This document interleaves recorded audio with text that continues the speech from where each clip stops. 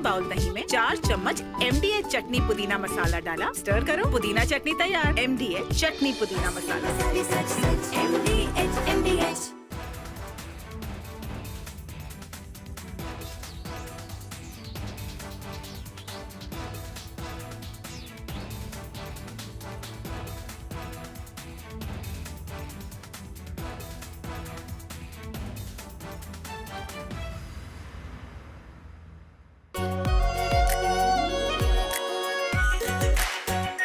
Our pure Shahi Paneer Masala.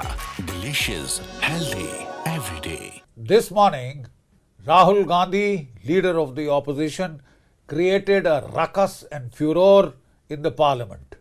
In response to the president's address, he insisted upon raising what he said were some issues of vital import to our national security. So what was he saying? He was trying to cite an article from the Caravan magazine, which in turn was quoting excerpts from General Narwane, the former army chief's unpublished memoirs. It may be recalled that the government had stopped General Narwane from publishing the book. As such, the authenticity of the excerpts cited in the Caravan magazine itself are open to question. But then let's try and take a deeper look at what is this bravura all about. So I have had a detailed look at the article in the Caravan magazine. I have no access to General Narwane's book or manuscript, but we had a look at the Caravan article in detail. So what does this article say? This article talks of the 2020 Chinese intrusions, which had culminated in the Galwan incident, in which 19 Indian soldiers had lost their lives. No weapons had been used, but the Chinese had laid an ambush with pointed stones, with baseball bats wrapped up with barbed wire and nails and studded with lethal handheld weapons. You see, 19 Indians had been killed, but in response our soldiers had given an excellent account of themselves in hand-to-hand combat, and it is said that 45, some claim up to 100 Chinese soldiers were killed, which they tried to hide by saying they had lost just 5 soldiers. The simple fact is that after this violent incident leading to 19 fatalities on the Indian side, we should have thrown the 1996 Peace and Tranquility Accord into the bloody dustbin. Dustbin. Because that accord says that you can't use your weapons. And then you have to get into unseeming boxing matches, kushti matches, karate, this thing, and then start using sticks and stones and all that primitive Stone Age weapons. But you can't open fire. Why not? Why can't you open fire? Because you are defending your territory. And if the other side has drawn blood, it is not just a matter of dhakka mukki now. Well, I think that any local commander is fully justified in giving his troops the right to open fire in self-defense. In self-defense.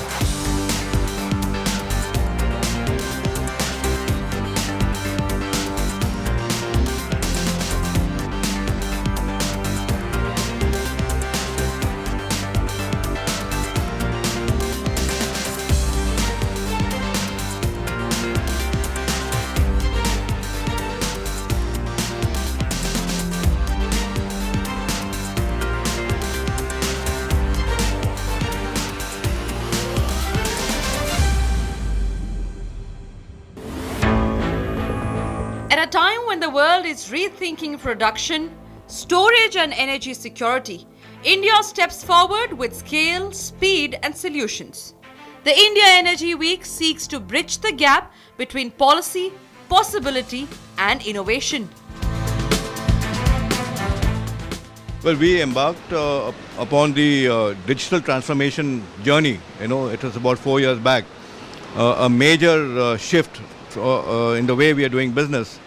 So it's been now 4 years. We have a lot of digital capability. We have a lot of digital implementation which has gone into all our processes, right from refining to marketing, and in marketing across businesses.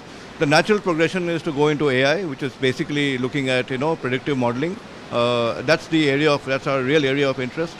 We are looking at AI to start with, let us say from the customer perspective, because that's where we believe that the customer should experience a shift in the way we do business with them. It helps us to understand trends, patterns, buying behavior, and then it is one of the pillars that we have created for ourselves is personalization. So out of the 3 pillars of trust, convenience and personalization, this is the era of personalization. And you can only give bespoke offerings to the customer when you are able to track and when you are able to analyze and create good insights. AI is a very important component, and we are seeing it not only in the built environment but also in our energy systems. It is transforming the way that we look into energy systems, transforming energy efficiency, and of course a key component of how we look into this overall transition. I'm seeing a lot of AI as well, related companies, and looking into integration of AI within energy systems, and it's going to be the key component in the next 5 to 10 years in the way we transform and the way we operate and the way we produce energy as well. You see, exploration is an activity where we have to work we start with limited data, and we refine our interpretation, we refine our understanding using the data. So AI/ML is going to play a very big role in making our assumptions, making our analysis very accurate, close to accurate, and then only we will be able to de-risk our prospects. Held at the ONGC Advanced Training Institute in Goa, this promises to be a showcase of next-gen energy technologies and cutting-edge digital systems from hydrogen and storage to AI-driven grids. Across these halls, what you will see, dear viewers, is innovation on display, ideas being tested, and solutions for a cleaner, smarter, and more resilient future in energy. After the round table with CEOs from the energy sector, where Pradhan Mantri Narendra Modi spoke and highlighted about the $100 billion of investment potential in the energy sector, Hardeep Singh Puri, Minister for Petroleum and Natural Gas, exclusively spoke to Republic on how India's youth is the catalyst and the driving force for growth, substantial growth in India's and the world's energy sector. If the takeaway I'm telling you that the youth ultimately are going to be the major beneficiaries of Viksit Bharat. Because, my generation by 2047 will be, no longer around. And if you define youth in terms of somebody who's 20 years old, and we are in 2026, the next 21 years they'll be 41 years old. They will have a situation in which all the energy transition, movement to biofuels in a big way, to green hydrogen, to natural gas, all these things help change people's lives. And I think I'm absolutely clear that the youth today, and this is a very different platform from the other platforms. This is not just about traditional energy. We are now wanting to, and we have succeeded in bringing people from the IITs, engineering colleges, students, and they come here and they open when they look at what is happening, whether they see an electrolyzer which is domestically made or they see other activities, that I think is, and our biggest, if you ask me, I go around the world, I see the demographic challenges. There are societies which are totally aging. Our real strength lies in the fact that we have a population bulk of which is below 35 years of age. I think about 65% is below. If you looked at the median age, it's even less. So the people like you, so you have everything to look forward to. If you specifically speak about offshore, we are more into the OT systems which are there in the exploration space. And then how do we integrate those informations which are flowing in from those exploration blocks? We are partners in Abu Dhabi and in Brazil. But primarily, actually, and in India, we are focusing more on the downstream side, which is more on the customer-facing applications. So, for example, we have one of the biggest applications for customers, which is Hello BPCL.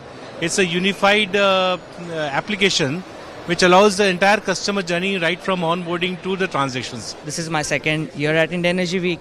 Every year I come, I see the landscape for investments growing exponentially, and as I've reiterated, telling again that this is the best time to invest in India. I am just copying what our Prime Minister said yesterday, or Hardeep ji said yesterday, that and I'm sure it's music to ears for many people around. And why is it the best time to invest in India? The policy support has been fantastic. If you spoke with me 10 years ago, there was regulatory risk, PPAs were failing, there were cash flows issues, and I think right now even the PSUs that I'm talking to are super stoked to be here. They want to raise capital at the best interest rates. The global capital is flowing in India for the same reason. A lot was on display at the India Energy Week 2026. From BPCL to Oil India to companies like Nayara, Reliance, Mascot and others. This summit saw the who's who of the energy sector unite under one roof at the India Energy Club. See, BPCL is pioneer in digital because this is our key focus area. And first time in India, we have launched yesterday by the Honorable Minister of Petroleum, Shri Hardeep Singh Puri ji. They have inaugurated our wingtip automation. What is that exactly? Can you just simplify it for our viewers? Yeah, what happens today, that after every fueling, there are certain things has to happen manually because all billings and all fuel delivery vouchers, everything is through manually. We have converted entire process digital mode. It means that no manual intervention, no manual work. And if you see that the kind of growth which is happening in the airports, the number of flights coming, we have to improve the turnaround time of the aircrafts. So it means that whatever fueling we do, we have to reduce the fueling time. So we are assuming that almost 20% reduction in fueling time, especially when we are saying there is no manual work. Viewers, today we are here on day 3 of India Energy Week 2026. Now obviously the conversations are fostering development in new technology that helps build India as a nation in terms of renewable energy capabilities. Now we have with us a person who stands for innovation, Geeta Singh, who's the director of Red Stack Energy. Now she's here to speak to us about blue energy technology and how it is expanding and exploring the capability of India's renewable energy space. Hi and welcome to the public. Thank you so much for having me. Tell us about your latest venture. What are these innovations that you're driving? How are you fostering India's renewable energy future? Take us through all of it, especially for the layman. So in India, we have grid intermittency issue when we talk about renewable energy projects. Why? Because solar is available for limited number of hours, so is wind. So how do we solve this intermittency issue? So we, back at Netherlands, we decided to work over a technology which can be available round the clock throughout the year. How do we do that? So when rivers are about to meet the ocean, there is a difference in salt concentration between both these water sources. We use both these waters, flow it through our stack, which consists of ion selective membranes. So the Na and Cl from the salt side separates and we can generate round-the-clock energy. The energy that we produce is fully sustainable and 100% renewable. So how did you come across this technology? It's a very fancy name, it's a very catchy name, blue energy, right? How did you come about this? Did you have to travel to other countries? And how are you working on the next gen technology in terms of renewable energy? So, unfortunately, we did not coin the word blue energy. It was actually given to all the energy sources deriving from ocean. So, since we are one of those energy sources, we can also use the term blue energy. And how we have come up with this technology is also, again, the credit does not fully go to us. This technology was thought through in the Wetsus Institute in the Netherlands. And then Redstack has acquired this technology through the institute. So how scalable is this technology really? You told me earlier ahead of the interview, it's when rivers meet oceans and then you produce electricity. But if you know, India's renewable energy share in terms of electricity production is merely 3% or somewhere around that. And it's still fossil fuels who's driving electricity production. So how can you really have an impact on that? So the impact we can have is we can provide round-the-clock renewable energy, which is the baseload energy, which can directly be used to replace coal-fired projects. So your numbers are slightly not up to the mark when it comes to renewable energy. We have currently achieved 50% capacity of renewable energy in India. What we're looking for is replacement of 100% of coal-fired projects where blue energy comes into picture, because we can provide the baseload energy and replace coal-fired projects. Almost at the closure of India Energy Week 2026, while there are several MOUs that have already been inked, we have with us a Philippines-based organization collaborating, inking an MOU with an Indian-based organization that will benefit India's growth story in terms of its energy structure, its infrastructure, and also data centers. Please take us through this deal, and how is it really going to impact India's growth story, and why did you want to collaborate with India? First of all, if you could just elaborate on that as well. Yeah, well, thank you so much for having us here, and we are at a very, very exciting time in India, and it's a privilege, of course, to an honor, to be a part of India's growth story and to play an important role in it. So the idea is that, AG&P Industrial that I represent from Philippines, Manila, it's a 125-year-old company, and we have been, doing a lot of work for all the heavy industrial sector, your refineries, petrochemicals, oil and gas, as well as the energy sector, and now, pivoting also into the data center. Is this your first collaboration with an Indian company? Actually, no. So you would have heard of us through AG&P Pratham. Yeah. Right. Have, yeah. Yes, which is now merged and has now become Thingas.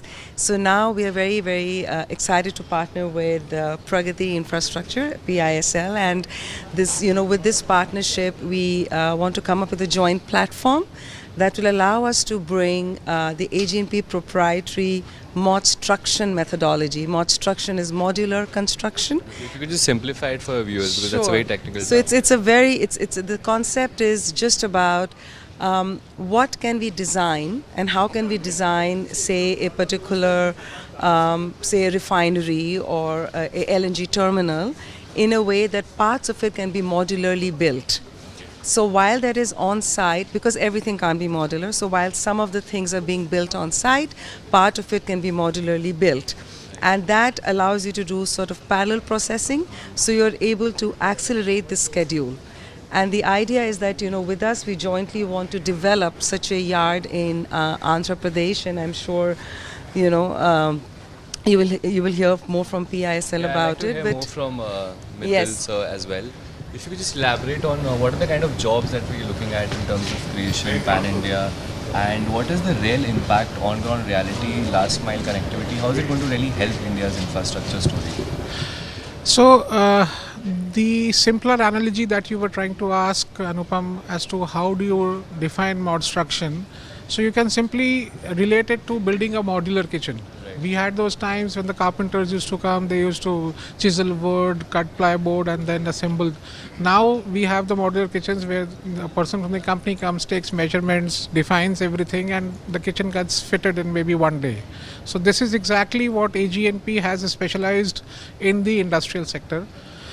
How significant is this collaboration? I'll go to you first and then...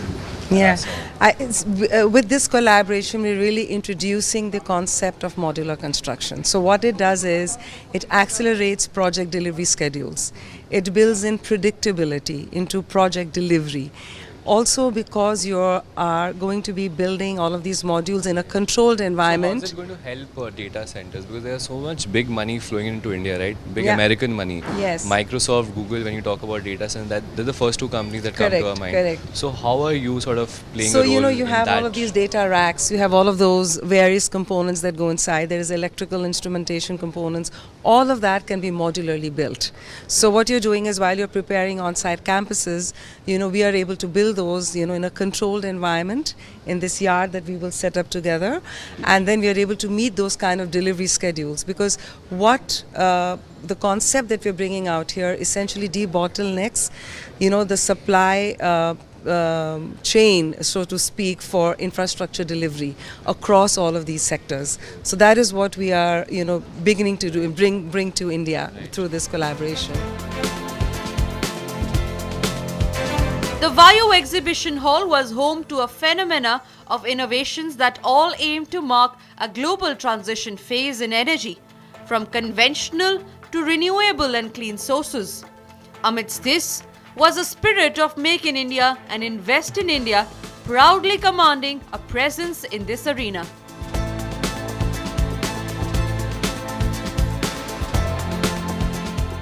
A second important part is that this sector, specifically city gas distribution sector, which has invested almost $12 billion in last 5 to 6 years. If we need to increase the share, and we need to develop a more and more infrastructure for last mile connectivity. And this requires almost $100 billion kind of investment going forward. And this requires significant amount of policy directives, policy changes, for entry and exit of the investor has to be seamless. So that's my 2 points, which I would would like to have support from the government to ensure that natural gas plays and provide a very strong national energy security to the country. With this collaboration, we're really introducing the concept of modular construction. So what it does is it accelerates project delivery schedules. It builds in predictability into project delivery. Also because you are going to be building all of these modules in a controlled environment. From drones to drilling tools to rigs, pumps, cars and concepts for future tech, the India Energy Week stands as a testament to Bharat's resolve to become a leader in clean and sustainable energy. The global partnerships forged here and the investments promised are a major step in that very direction, a promising future in energy.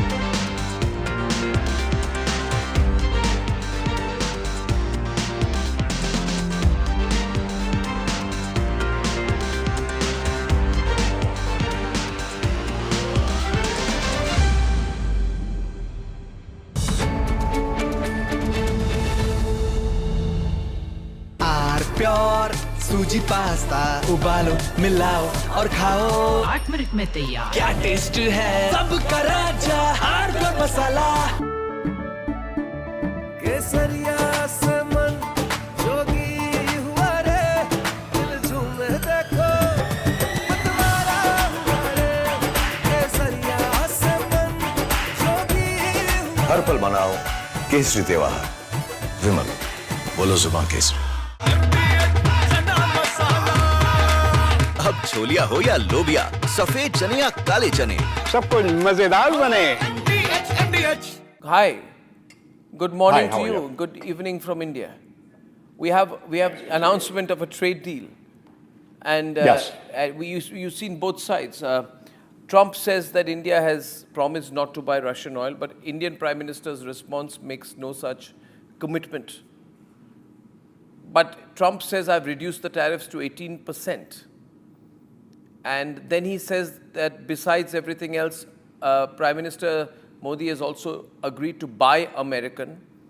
in addition to 300 billion in, 500 billion in some other purchases. Anyway, there's an existing agreement to buy 300 billion, so there's not much of a hard-coded commitment from the Indian side. So Trump is obviously using a lot of hyperbole, making some claims, but the good thing is there's an announcement of a deal. But there's more statements coming from Trump than from India, especially to Trump's statement that India has agreed to stop buying Russian oil. There's nothing official from the Indian side to that. How do you view these developments, Professor Sachs? Well, basically, the United States is unstable and irresponsible, but backing down from the most outlandish actions of this government a few months ago.